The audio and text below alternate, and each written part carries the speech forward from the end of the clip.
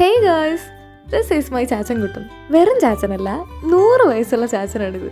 ലേശം കാഴ്ചക്കുറവും കേൾവിക്കുറവും ചെറിയൊരു ശ്വാസം മുട്ടും മാറ്റി നിർത്തിയാൽ 100 വയസ്സിൻ്റെതായ യാതൊരു ബുദ്ധിമുട്ടും ഞങ്ങളുടെ ചാച്ചനില്ല. അതുകൊണ്ട് തന്നെ ആളിപ്പോഴും നല്ല ചുള്ളനായിട്ടിരിപ്പുണ്ട്. ചാച്ചാ, എനിക്ക്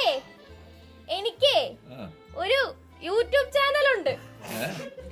യൂട്യൂബ് ചാച്ചന് കേക്കാവോ? ഒരു സമൂഹ മാധ്യമത്തില് വീഡിയോ ഒക്കെ ഇടുന്ന ഒരു പരിപാടി ഉണ്ട്. ഒരു ഹായ് പറയാവോ?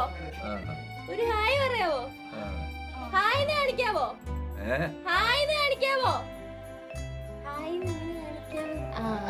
അതാണ്. എന്താ പറഞ്ഞതെന്ന് മനസ്സിലായിട്ടൊന്നുമല്ല, ഞാൻ കാണിച്ച ആക്ഷൻ അങ്ങനെ തന്നെ അങ്ങ് കാണിച്ചെന്നേ ഉള്ളൂ. 100 വയസ്സുണ്ടെങ്കിലും ആള് നല്ല മിടുക്കനാണ്. ഇടയ്ക്ക് നഖം വെട്ടിത്തരാനും കണ്ണിൽ മരുന്നൊഴിച്ച് തരാനും പറയുന്ന കാര്യങ്ങൾ ഒഴിച്ച് ബാക്കി എല്ലാ കാര്യവും സ്വന്തമാണ് ആള് ചെയ്യുന്നത്. ആളുടെ നഖം വെട്ടുക എന്ന് പറയുന്നത് കുറച്ച് കോംപ്ലിക്കേറ്റഡ് ആയിട്ടുള്ളൊരു കാര്യമാണ്.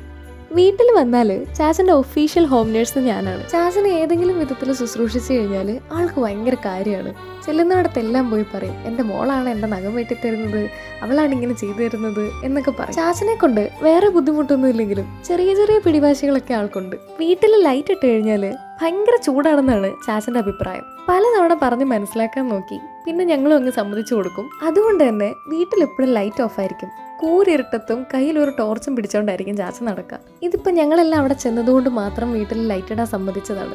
പരിചയക്കാരും ബന്ധുക്കാരും ഒക്കെ കാണാൻ വരുന്നത് ആൾക്ക് ഭയങ്കര ഹാപ്പിനെസ് ആണ്. കാരണം ചാച്ചന് നേരത്തെ പരിചയമുള്ള വളരെ കുറച്ച് പേരെ ഇപ്പം ജീവിച്ചിരിപ്പുള്ളൂ.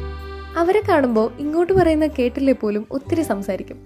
പഴംപൊരിയാണ് ചാച്ചൻ്റെ ഇഷ്ട വിഭവം.